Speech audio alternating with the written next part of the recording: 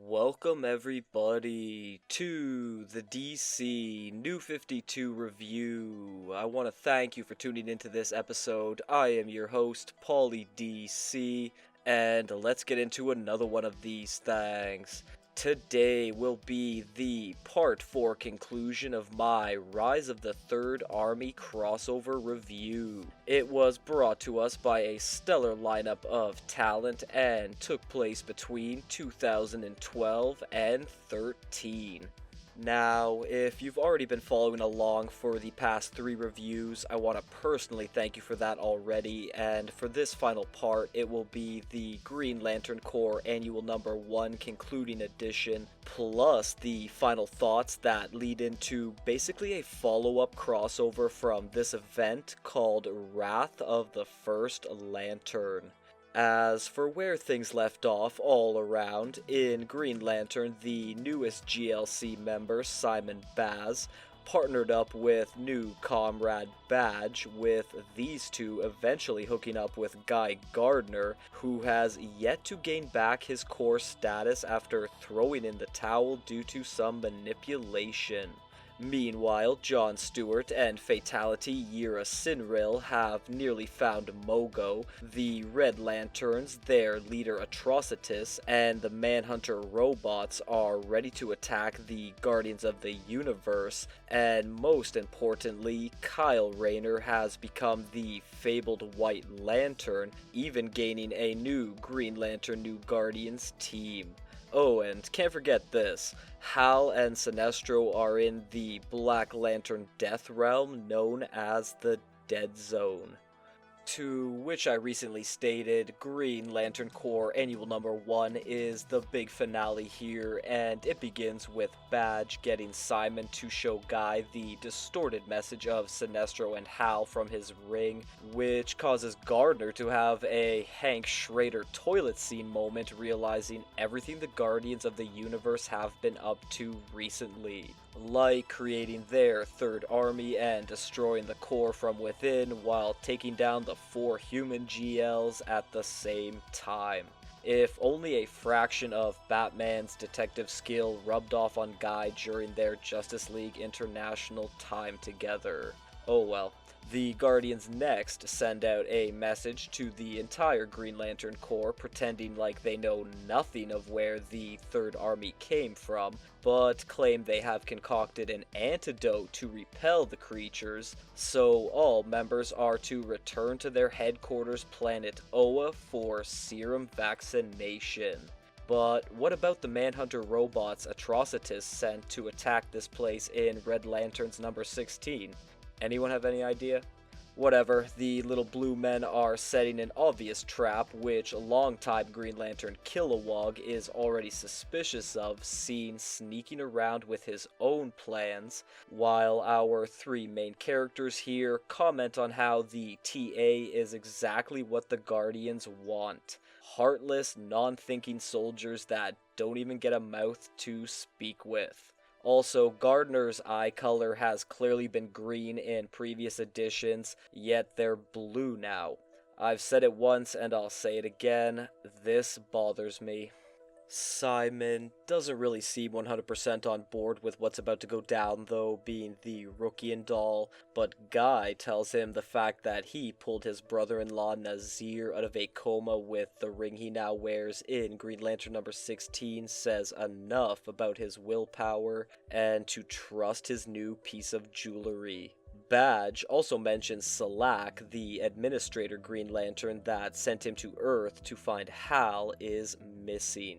He's much more than that, but Gardner then tells Badgie to put him in a construct armor and send his ass to Oa.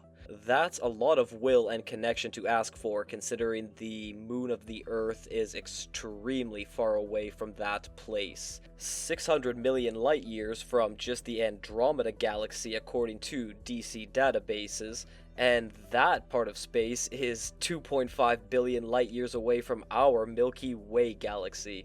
Anyway, Baz and Badge now decide to open the Book of the Black that they recovered in Green Lantern number 16 as well, looking for answers, but it has other ideas sucking them inside through the mouth of what looks like the first lantern we've been seeing, then teleporting them to the Chamber of Shadows where the Templar Guardians and Blackhand are. Shit. John and Yira are jumped to next as they have found all of Mogo's pieces and are doing anything they can to help it fully reform now.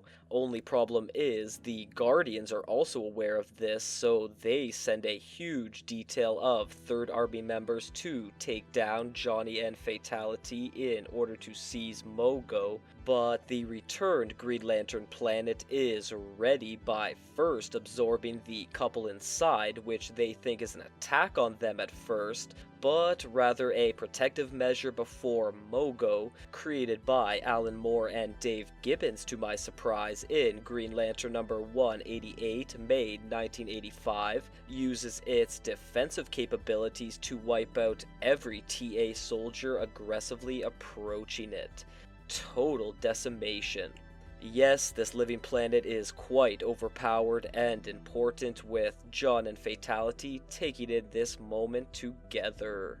Back to Guy, he's barely made it to Oa, heading straight down to the foundry where the GL rings are made, but when he tries to retrieve his, a shock that nearly knocks him out goes off, followed by Kilowog showing himself, since this is where he snuck away to, and Guy doesn't even bother standing up, electing to chat with him while nearly face down passed out, regarding the Guardians not allowing the rings to recruit new Corps members lately.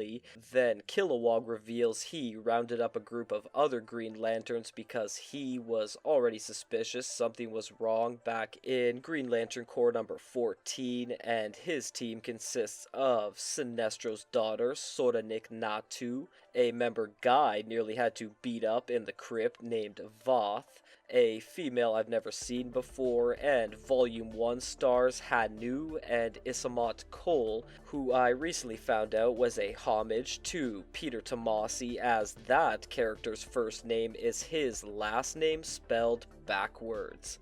Can't believe I didn't notice that before, but I want to quickly mention he was created by Geoff Johns, Dave Gibbons, and Patrick Gleason in Green Lantern Corps Recharge number 1, November 2005.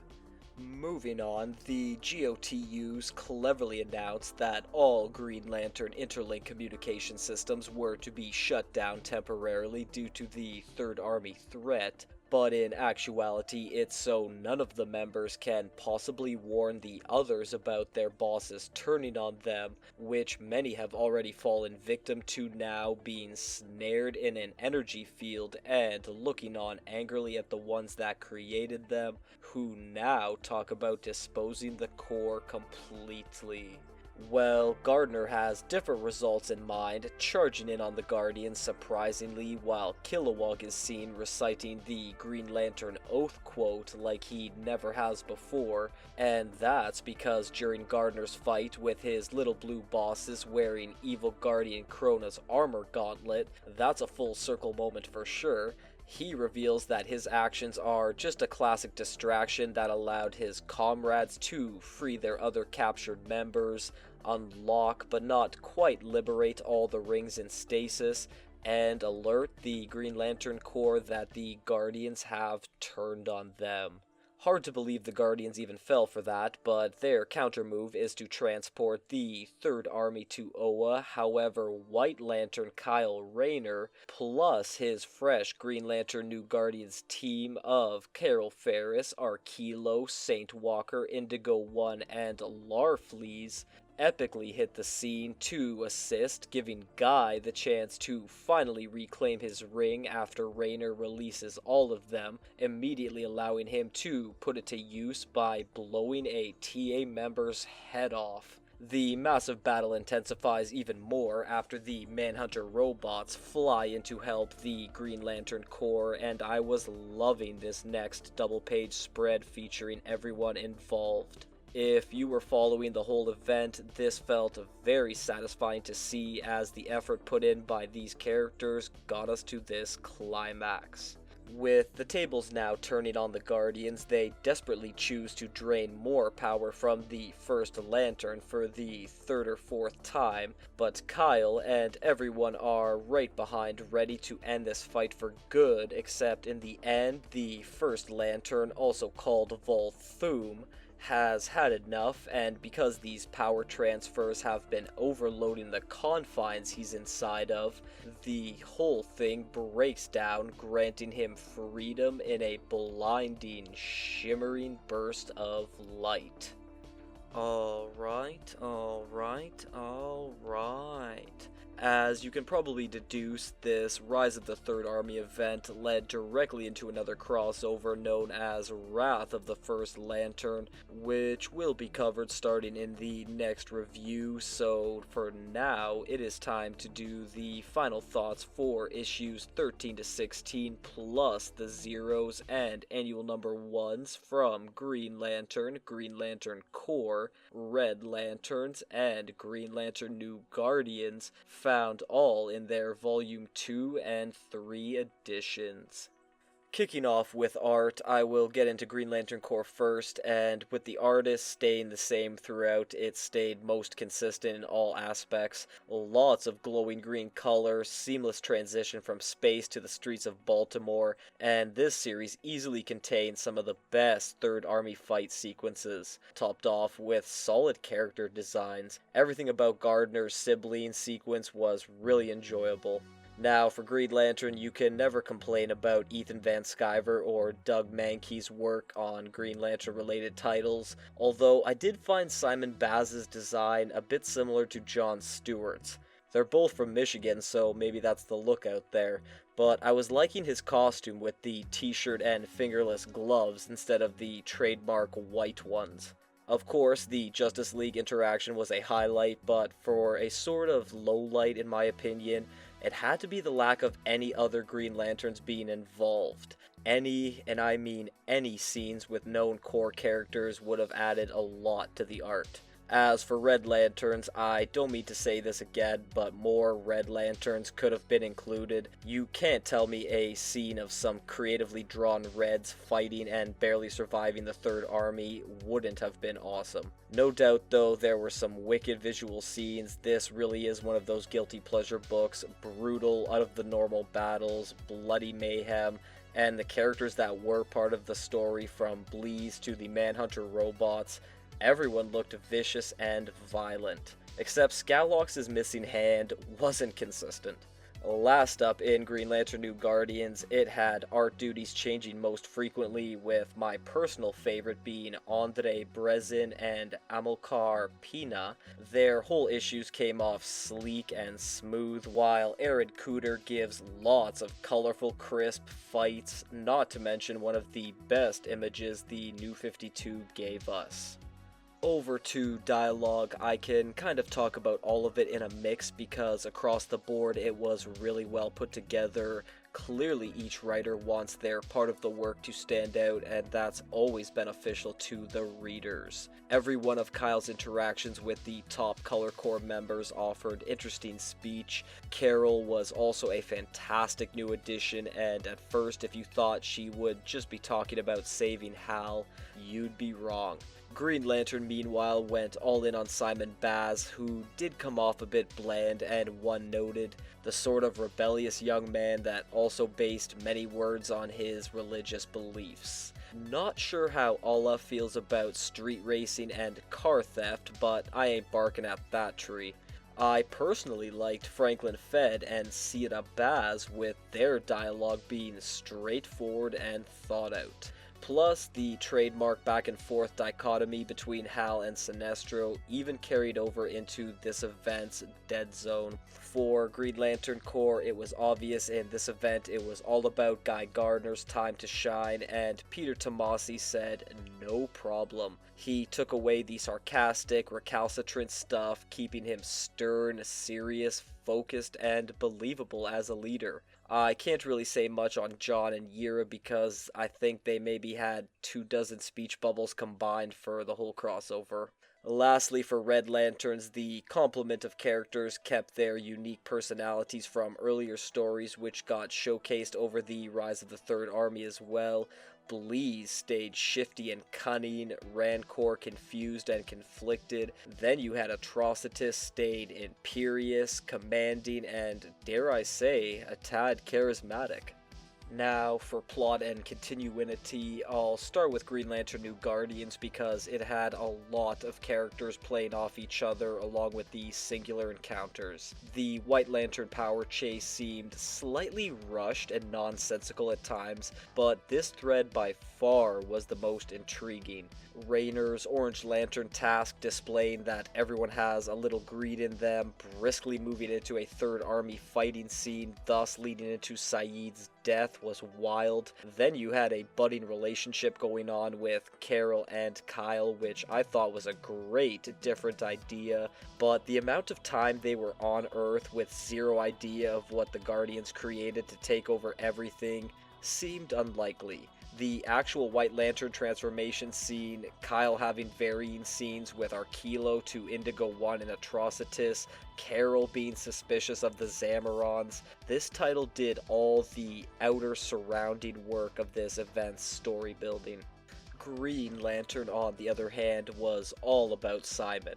Sure, Badge made a good comedic, insightful role, even making a comment on admiring Sinestro's ears, and Franklin Fed being a subplot character coming off way better than most do were welcome additions, but there could have been some split page time with established Green Lanterns in this series dealing with the Third Army. Aside from a Justice League cameo who oddly were completely oblivious to the Third Army invading Earth as well, all of Simon's stuff came off linear, coupled with the story only moving because of questionable decisions on his end, along with early Harry Potter movie helping assistance needed from others.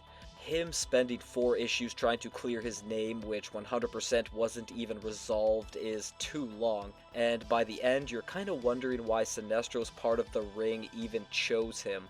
He is nothing like Thal. Also, I've already addressed Mr. Baz's Ring resurrection power in part 3 of my review on this crossover. Sliding over to Red Lanterns, aside from working at its usual, and I say this in a good way, freakish and garish pace with some Third Army ripples added in, there were a few plot holes or things unspoken on. Jack Moore's brother magically being alive, Atrocitus never mentioning he helped Kyle try to become a White Lantern, and Bleeze not using her cunning like seen in Volume 1 and 2 to try and obtain Rancor's constructs are just a few to mention. The inclusion of the Manhunter robots was a good mix of the old with the new though. Had to finish on Green Lantern Corps since its annual #1 wrapped everything up and the storyline with Guy moved at the best rate. The Mogo stuff regarding John and Yira seemed spotty, and Gardner abandoning any worries about the Third Army to do some bummy vigilante work did feel like it was dropped randomly from left field, begging the question of, is he still gonna be on the hook for assaulting federal agents when returned to Earth? But besides that, we were given chances to see him show multiple usually unseen emotions. The fight scenes gave some memorable moments, all tied together with a high-octane final battle bringing most of the main players into the fray. As for the whole First Lantern thing, I'll be getting through that crossover involving him next. So if you've watched until the end here and have been following along for this entire crossover, I want to personally thank you for that, and to please join me next time for part 1 of Wrath of the First Lantern.